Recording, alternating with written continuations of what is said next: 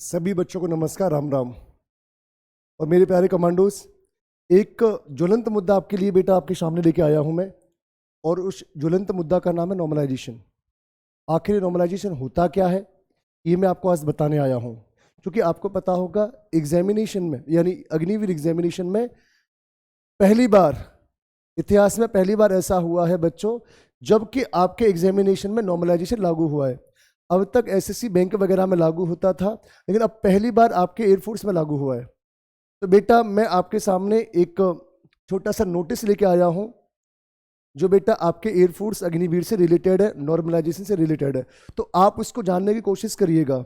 मान लो आपको ये नहीं पता कि नॉर्मलाइजेशन होता क्या है, तो घबराने की आवश्यकता नहीं है। ये पूरी की पूरी बात मैं आपको बता के चलूंगा कि आखिर नॉर्मलाइजेशन होता क्या है। तो पहले इस इंपॉर्टेंट नोट को पढ़ो, उसके बाद मैं आपको बताऊंगा नॉर्मलाइजेशन होता क्या है।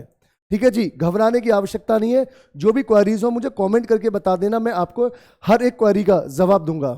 चलो दोस्तों, तो इंपॉर्टेंट नोट ये है कि marks scored by the candidate. देखो, इसको पहले मैं पूरा पढ़ रहा हूं, फिर उसका बेटा हिंदी में मैं बाद में निकालूंगा समझाने के बाद में कि आखिर ये होता क्या है। तो पहले इसको पढ़ लो। तो मैंने बोला marks scored by the candidate in star phase 1 testing will be normalised. तो ये रहा आपका नॉर्मलाइज्ड। ये ससुरा आपको समझ नहीं आया कि आखिर इसका मतलब क्या होता है। By using the formula as published on the website, ये वेबसाइट का नाम दिया है, to take into account question in difficulty level of the questions paper across different sessions, candidate note that the application of the cutoff for shortlisting candidate for star phase 2 testing and preparation of final merit list of the selection will be based on normalized। फिर normalized आया, बार बार इसमें normalized शब्द आ रहा है। इसका मतलब क्या है ये अभी मैं डिस्कस करूंगा तुम्हारे साथ में। Marks and not on the actual marks scored by the candidate in star phase 1 testing further on normalization, marks scored by the candidate in a subject may become less or more than actual marks and more than total marks of the that subject in exception cases। ये बच्चों रहा। आखिर ये है क्या, normalisation का मतलब क्या है, इससे आपका फायदा हुआ या नुकसान हुआ, ये बच्चों मैं आपको अगले पेज पे बताता हूं। चलो बच्चों, अगले पेज पे समझते हैं हम लोग बेटा इस बात को। आखिर ये नॉर्मलाइजेशन होता क्या है। देखो दोस्तों, नॉर्मलाइजेशन मैं आपको यहां समझाने की कोशिश कर रहा हूं। देखो, नॉर्मलाइजेशन होता क्या है। एक बार की बात है, 2019 में मींस मेरे एक विद्यार्थी ने दिया, जिसका सिलेक्शन हुआ हो गया है, जो इनकम टैक्स ऑफिसर है। उसने बेटा मेंस का पेपर दिया और 200 नंबर की अंग्रेजी आती है, उसमें उस बच्चे के 201 नंबर आए। अब आपको ये जान के हैरानी होगी कि 200 में से 201। अब आप लोग बोलोगे सर ये कैसे पॉसिबल है। तो ये पॉसिबल है बच्चों नॉर्मलाइजेशन में। मैं आपको एग्जांपल देके समझाता हूं। मान लो 3 शिफ्ट में पेपर हुआ, फर्स्ट शिफ्ट, सेकंड शिफ्ट और थर्ड शिफ्ट। 3 शिफ्ट में पेपर हुआ। अब पहला शिफ्ट का जो पेपर है बच्चों वो इजी है, ये थोड़ा सा टफ है, थोड़ा सा हार्ड है। ठीक है, मतलब थोड़ा सा हार्ड है, और ये बच्चों हार्डेस्ट मान लो आप इसको, ये वास्तव में टफ है। मैंने ये लिखा, ये सबसे टफ हो गया, ये थोड़ा सा हार्ड है, मॉडरेट है, इजी से थोड़ा सा ऊपर का है। अब इसमें क्या है कि एक बच्चे ने स्कोर बेटा 20 में से इंग्लिश का पेपर अटेम्प्ट किया, 20 में से 18 नंबर इसने अटेम्प्ट किए। इसका थोड़ा टफ था, और ये भी बेटा बराबर का होशियार था, यानी ये और ये बराबर के होशियार है तीनों। अब इसका टफ आया तो इसका स्कोर कितना आएगा बच्चों, 15 के आसपास। अब ये तीनों इक्वल होशियार है, फिर भी बेटा लेवल की वजह से इस बच्चे के नंबर आए 13। हाँ या ना, तीनों पढ़ने में बराबर होशियार है। अब यहां पर जो स्कोर वेरी कर रहा है वो क्यों वेरी कर रहा है बच्चों, क्योंकि पेपर का जो लेवल है वो थोड़ा सा डिफरेंट आ रहा है। अब इसी बच्चे से ये पेपर करवाया, इसके 18 नंबर आए, इसी बच्चे से ये पेपर करवाया, ये 15 नंबर आए इंग्लिश में, और इसी बच्चे ने ये वाला पेपर अटेम्प्ट किया तो बेटा यहां पे 13 नंबर आए। तो यहां पर नंबर वेरी क्यों किए? क्योंकि बच्चों पेपर का जो लेवल है उसकी वजह से वेरी कर रहा है। अब हुआ क्या कि मान लो कोई बच्चा यहां पे बैठा एग्जामिनेशन देने के लिए, उसका स्कोर अच्छा ऑटोमेटिक आएगा, हाँ या ना? अब मान लो ये पढ़ने में कम होशियार होगा ना, फिर भी बच्चों इसका स्कोर इस बच्चे से ज्यादा आएगा क्योंकि लेवल सिंपल है, इससे भी ज्यादा आएगा। तो यहां पर जो कमजोर बच्चा था, कम पढ़ने वाला बच्चा था, उसको स्कोर क्यों अच्छा आया बच्चों? क्योंकि पेपर का लेवल सिंपल है। अब उन्होंने क्या किया? इन्होंने क्या किया कि भैया अब लेवल के अकॉर्डिंग नंबर नहीं मिलेंगे। अब ये नहीं कि भैया पेपर सिंपल आया है तो आपको पूरे के पूरे नंबर दे दिए जाए, ऐसा नहीं होगा। जिसका पेपर सिंपल आया है उसके में से स्कोर लेस होगा, हाँ या ना? मान लो इसने 18 क्वेश्चन किए, इसको बेटा नंबर मिलेंगे 18-2, वो अपने रेशियो से या अपने अकॉर्डिंग वो माइनस प्लस करेंगे। वो बेटा इसमें अपलोड है, वेबसाइट पे देख लेना, वो समझ नहीं आएगा। मान लो इसको बेटा इसके 2 नंबर माइनस क्यों हुए? क्योंकि इसका लेवल सिंपल था। इसका स्कोर आया कितना? 16।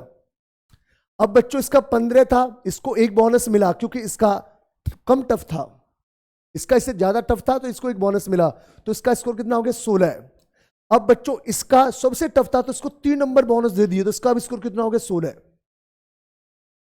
तीनों की एफिशिएंसी बराबर थी पहले, इसके नंबर यहां पे नंबर ज्यादा आए, यहां पे कम आए, यहां पे सबसे कम आए। रीजन बच्चों पेपर का लेवल। तो उन्होंने क्या किया कि एक ऐसा बेटा फॉर्मूला तैयार किया है कि जिसका पेपर सिंपल आएगा उसके में से माइनस होगा, और जिसका पेपर टफ आएगा उसके में ऐड किया जाएगा।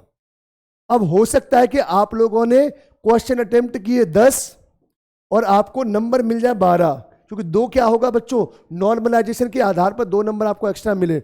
और यह भी हो सकता है कि आपने इंग्लिश का पेपर किया 20 में से 20 का सही, आपने बोला गुरुजी 20 में से 20 आएंगे, पूरा का पूरा सही है, फिर भी आपका स्कोर कितना आया बच्चों? 18।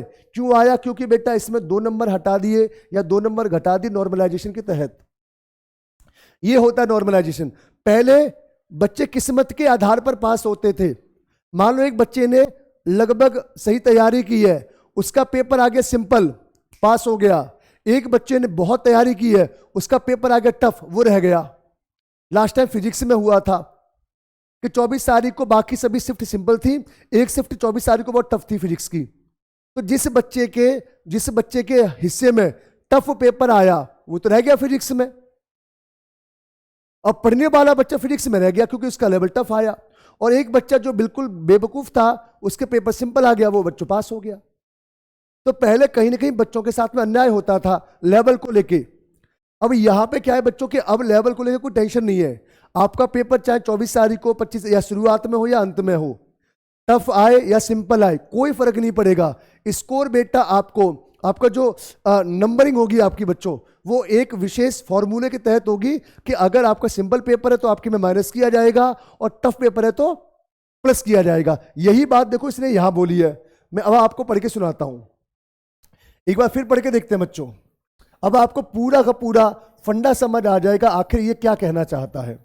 उसने क्या बोला है बच्चों? Marks scored by the candidate in star phase 1 testing will be normalised. यानी जो मार्क्स वो गेन करेगा ना बच्चों फेज 1 में, वो बेटा किसकी टेस्टिंग के बाद मिलेंगे?